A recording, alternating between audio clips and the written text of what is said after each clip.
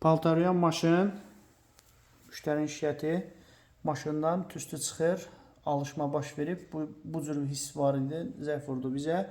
Baxış keçirdik, baxdıq ki, maşında alışma var, yanır. Dəyərli dostlar, maşını evdə işə salıb, hər hansı bir yerə çıxmaq düzgün deyil.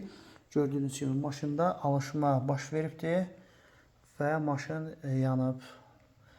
Yaxşı ki, evdə adam olubdur və bunu dərhal tukdan çıxardıb. Ələkbər usta, diaqnoz elədiniz, burada nə göründü?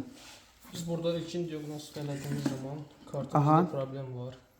Deməli, birbaşa kartlarında problem olduğu üçün ismal boşluq alır. İstifadə olunmadığı təqdirdə. Bunun nəticəsində belə bir güclü bir fövqəladə vəziyyət yaranır. Xoşbəxtlikdən evdə adam olduğu üçün dərhal naqildən ayrılıblar. Ayrılıbdır və biz də baxış keçirdik, gördük ki, maşın yanıbdır.